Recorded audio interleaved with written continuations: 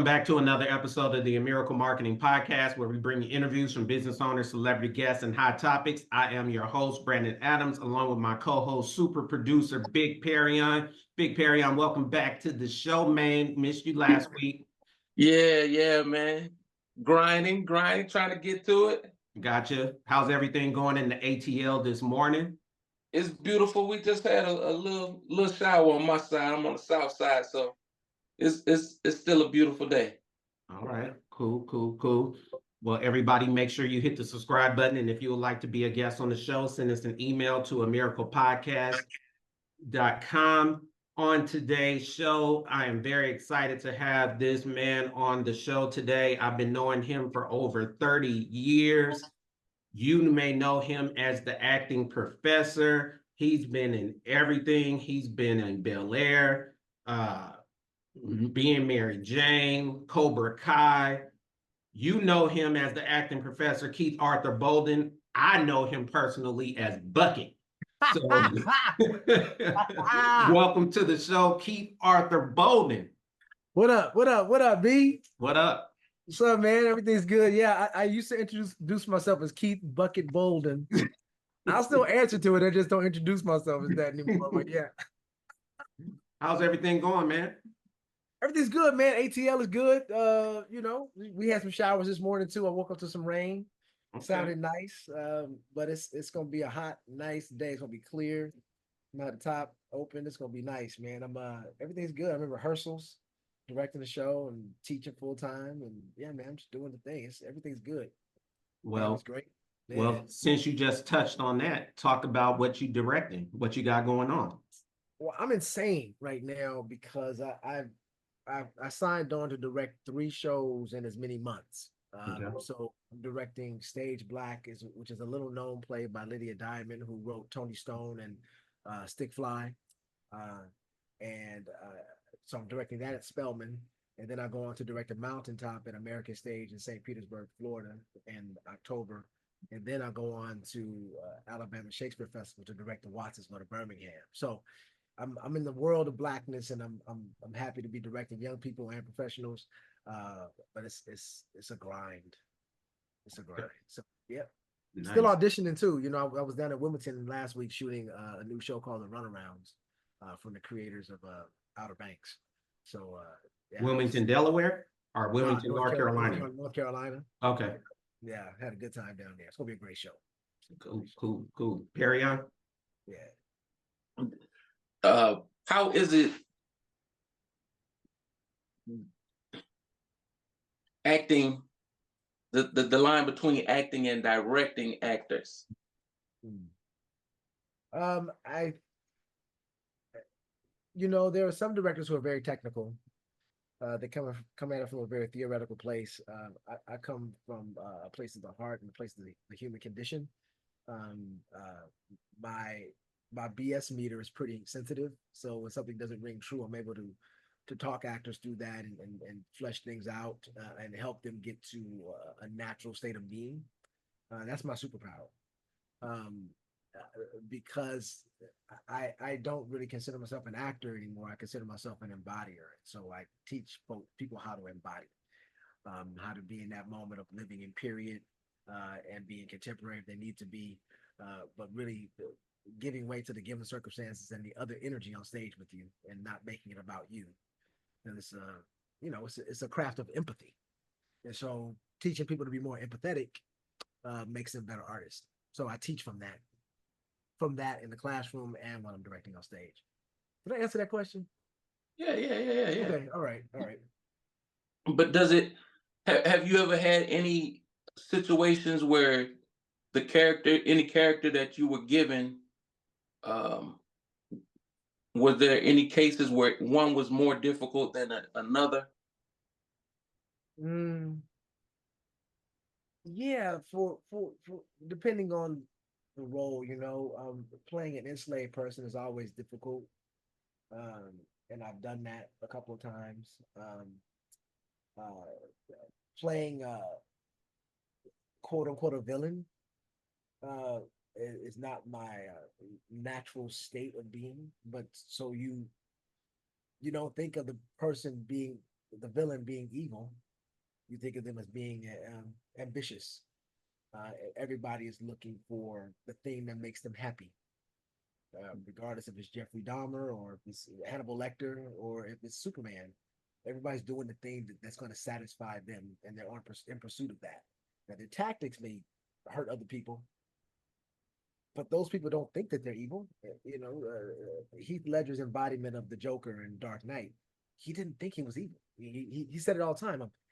Batman says to him, "You're crazy." He says, "No, I'm not. No, I'm not." He says it. I'm not.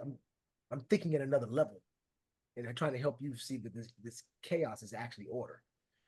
So I think if you enter into a character with that level of awareness and empathy, that nobody wakes up in the morning thinking, how can I hurt other people? Yeah. Really trying to do the thing that makes them happy. And the result is that other folks ain't gonna like that. Yeah, I've seen and heard actors say many times some of the parts that they play, they had to, sometimes they get in the character and it'd be hard to come out of character. Yeah. Just depending on the character they play.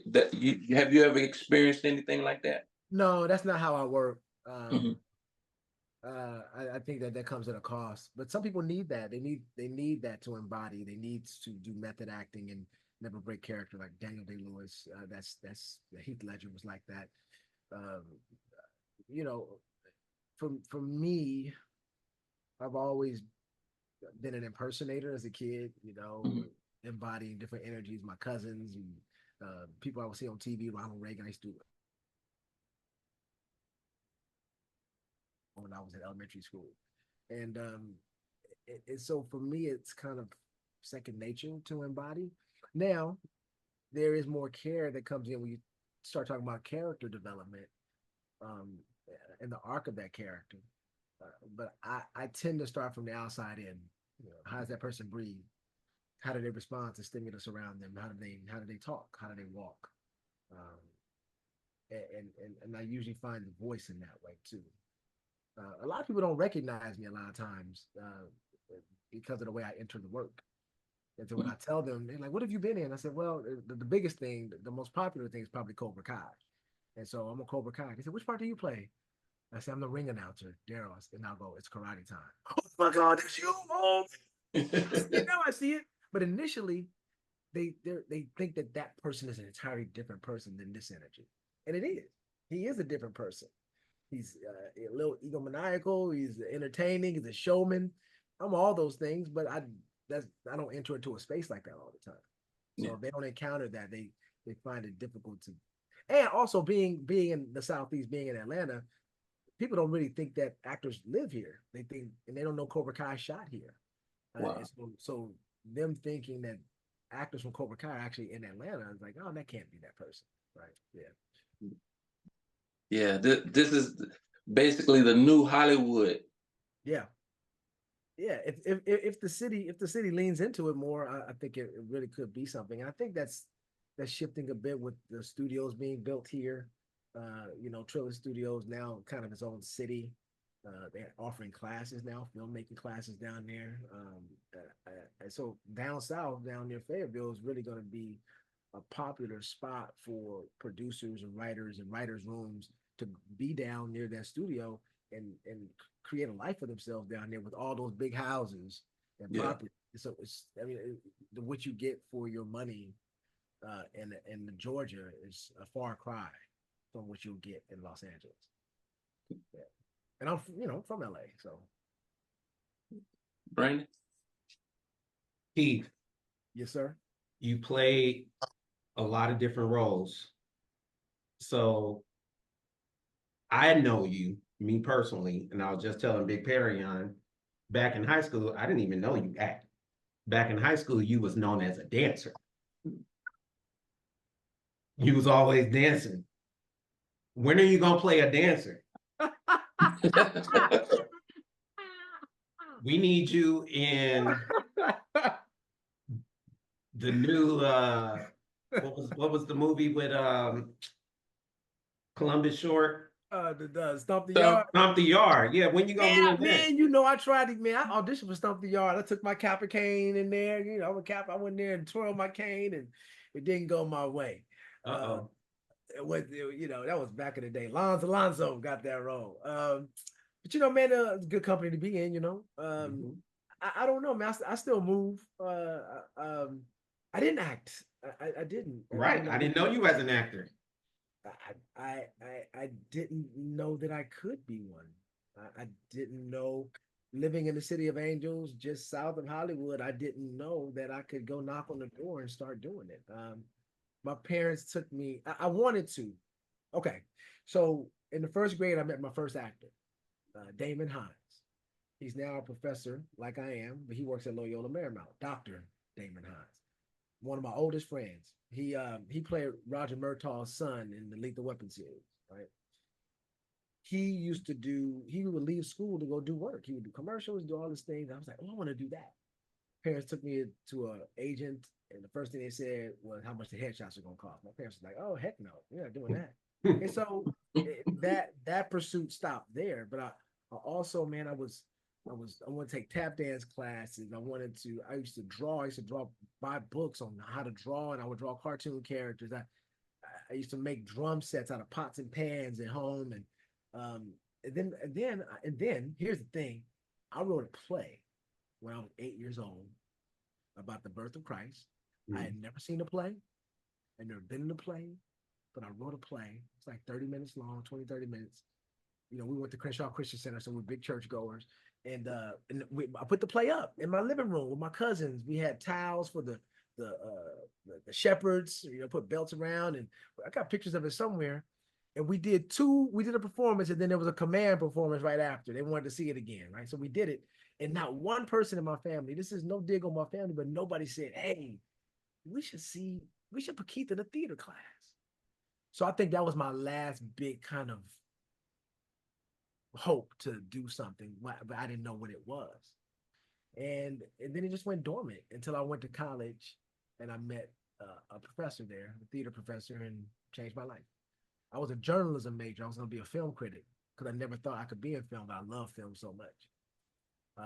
And so yeah, I became an actor in college, man. And then I've been since '91. I've been kind of doing it for 10 years. I was in school, kind of training and still trying to figure out who I was and what I wanted to do. And it wasn't actually until 3 years after graduate school that I kind of figured out, like, oh, professional actor, this is what it takes to do that. So that was 2004, right? That was 3 years after grad school. So yeah, yeah. I wasn't So known as an actor. We didn't have no good drama class, man. Miss Rubin, yeah, no drama class. what's funny is there's so much talent that came out of Inglewood High School, especially the Mm. years I was there. And pretty much everybody that went on to be stars, except for the athletes like Paul Pierce and Harold Miner, the ones that ended up being stars, you never knew they did those things. Like yourself, we had Slink on the show. Yeah, yeah, Slink, he's acting, doing comedy. Short Chop, never knew he was a rapper. Then all of a sudden you yeah, see yeah, him popping up with Cube and everything. So yeah, it's yeah. just crazy all the talent that came out of there. Yeah, you know, man, I really think that the lack of arts in school, you really miss a lot of the talent there because they don't have an outlet. They don't know how to get it. And if the parents can't afford to put them in a camp or something outside, then it just goes away. And Mhm. I think that society's really missing the boat on all these things that make us good, productive humans, right? But also empathetic humans. I think art creates the space for empathy. It helps you see another person. It helps them see there's more to them than just the job they're doing, because everybody has more than one thing that they do. Mhm. And arts are instrumental in bringing that out. Instrumental. People don't know that your wife is an actress as well. Yeah, mostly a director now, but she yeah, she's dope. She just closed a great show, a Mountaintop at the Alliance this weekend, and I'm actually getting ready to direct another production of the Alliance I'm sorry, of the mountaintop at American Stage, as I said before. So it's interesting that this married couple is, you know, working on this one show by this one playwright, Katori Hall, but we're also working on P Valley with Katori Hall because she's the creator of P Valley. Mhm. So, you know, it's just it's a nice. I, and when I look at my career, my intersections, and the people that I know and the people that I love, it's really a nice company to be in. That your friends are influential, and that they trust you with their work. You know, this will be my third Katori Hall show that I've directed. You know, you don't if a playwright doesn't care for you, they won't allow you to direct their work. You know, Mhm. so it's nice. It's nice. And going back to you and your wife, where I first seen you guys, what show was that? You guys were in together, and it was a hospital scene. Oh, Greenleaf. Greenleaf, yes. And you both were in that. Have you both been in any other projects together? No, not on screen. We the first year and a half of our dating, we kept getting cast together, even though they didn't know we were a couple. So for the first year and a half, we were doing theater, traveling on the road, doing theater together for a year and a half. And I always told her, I said, you know, this year and a half that we spent together is the equivalent of 10 years Mhm. living together, creating theater, performing theater. We spent a lot of time together. And our first summer together, man, we put 30,000 miles on a car in 2.5 months, just me and her. That's a lot of time together. And I feel like it's the foundation of our friendship and our relationship and how we support, how we show up for one another. It ain't easy, you know, because we're scheduling and we're both, I don't want to say competitive, but we're both ambitious. And sometimes the ambition can cloud what's best for us because ambition sometimes is so singular. But we try to very hard to make sure that everybody is being seen in our decisions, including our kids. Will the kids do any of them have the acting bug since mommy and daddy are I think our actors and actresses? youngest, I think our youngest might, he Yeah. might, right now he's a little too unfocused to really, to think about it. He got an agent, but we haven't done any mock auditions or anything like that. He's real cute. We think he'd do great at commercials. But I think a kid should have a curiosity about doing it, uh, so it's still fun and not my parents are making me do this work. So they haven't. They don't even watch our work really. They haven't really watched. They watch a few things, but that's it's not their thing right now. So, but they're proud of us. You know, that's cool that they brag on us. Carry on. For those who might be interested in, getting into acting and directing, what goes into the job of a director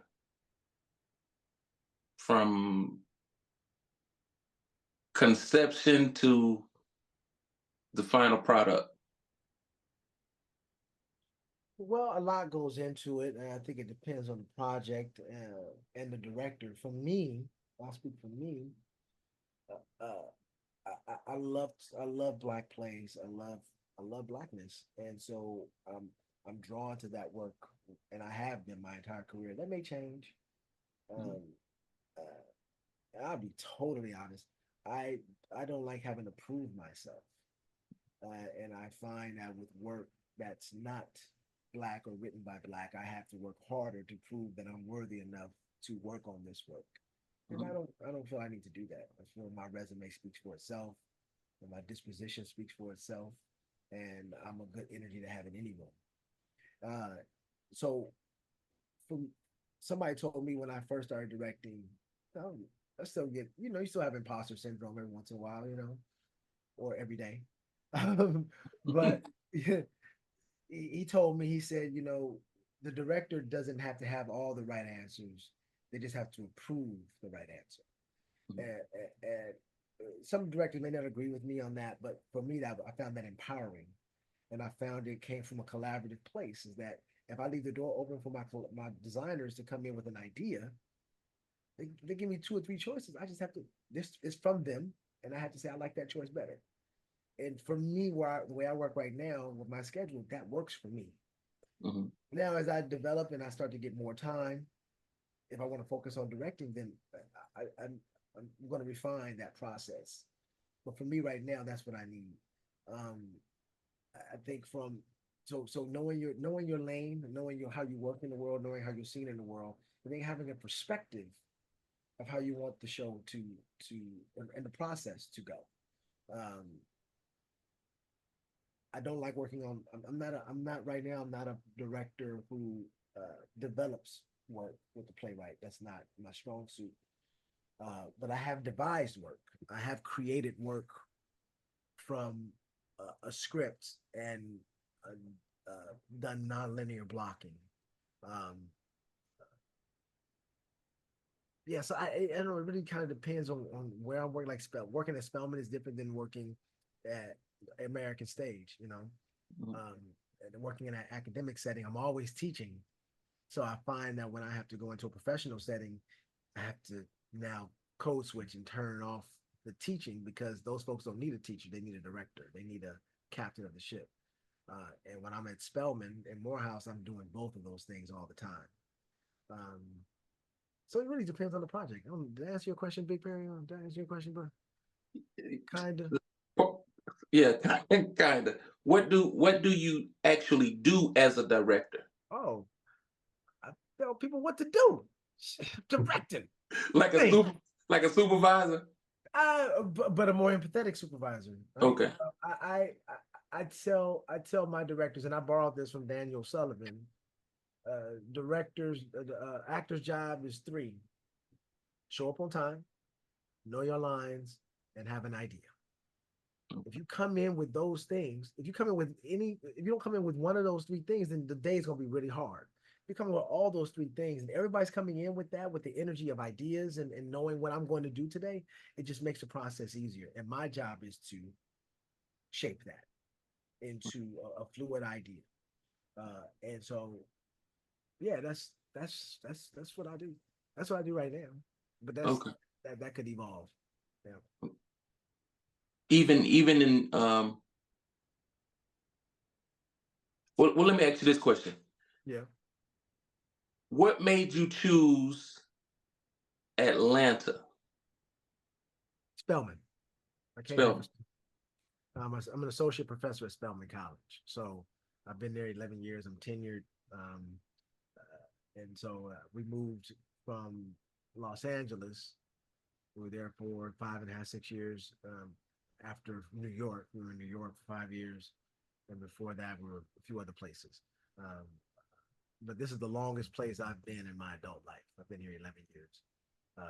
Since I left home at 18, I moved to Fresno for undergrad, Illinois for grad school, and then Pennsylvania, DC, just moved around. So this is home. This is home base. And when we moved here, my wife wasn't a director. Mhm. Now she's the best director. You know what I'm saying? She's amazing. But I think Atlanta opened up opportunity for both of us to develop parts of our artistry that we hadn't had a chance to explore in Los Angeles because of the Mhm. grind.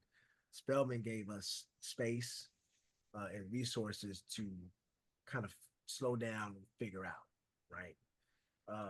And now my wife's the artistic director at the Alliance, which is the largest theater in the Southeast. That was Wow. nowhere on the radar. And so Atlanta's just been a real blessing. You know what the most exciting part for me, the most satisfying part for me is that we create opportunities for other artists to express themselves, right? Um, I've given several artists their equity cards here that have been trying for a long time to get an equity card, hired them to do regional theater out of town when I was directing in North Carolina and in Florida. Um, Tanashi at the Alliance creates all kind of opportunities for artists far and wide. Yes, it's just been it's great to be influential in where the arts are going in Atlanta. For people who may be interested in being, getting into theater and um, acting, period, do they have to be in school, or is there like a situation, a process outside of um, Yeah, acting school? The thing I love and hate about my profession is that anybody can wake up in the morning and say, "Hey, I'm an actor," Mhm. with no training, and probably book something based on their energy and how they look, right? But if you want a career, if you want a sustained career, training is invaluable. It doesn't have to be a collegiate setting. There's acting studios, reputable acting studios with a progressive training that can give you a certificate, or some type of degree. It's like you go to Meisner, you can get a Meisner certificate. Now you're learning Sanford Meisner technique. I'm trained in Laban efforts. So though all these things will help you, eh, give you more tools in your toolbox to solve the problems that you'll find on in a rehearsal for TV, theater, or video, right? I think that when you're not trained, um, there's insecurity that comes along with that, and then when you're when you're backed into a corner, when you're being asked questions about character or a process and you don't know, then you tend to lash out because of imposter syndrome and insecurity, and now you have what people will say is a diva or a devo, and they're mean. That's not mean, it's insecurity. So Mhm. me as an empathetic person sees that, and I try to have a conversation with those people who may be feeling that way and why they feeling that way. Because I'm always going to encourage training. I still take classes. I'm a Wow. professor and I still take classes. There's doctors still have to be certified. It's and there's no this craft is just as sacred as any of those. Being a doctor or a lawyer, get training and don't be embarrassed to go up against people who are better than you. It's just gonna make you better. Yeah. Would you say if the a big job came along, a big acting job came along, would you ever stop being a professor to do acting just full time? I don't think so. Um, I like it. I think that there's a world where I can do it less, the teaching part of it, Mhm. where I'm a master teacher and I'm doing workshops or one class a semester or something like that. But uh, God has me where they want to have me right now, and I'm content with that. Um, That's I like next in November. I have a student who's in her third year of directing at Yale, and I'm going up in November to see her thesis. It's just there's nothing more satisfying and gratifying than seeing my people ascending. yes, I'm yeah. directing Mountaintop, and the guy playing my king is my one of my proteges, Brandon Burdett, and he's playing my king.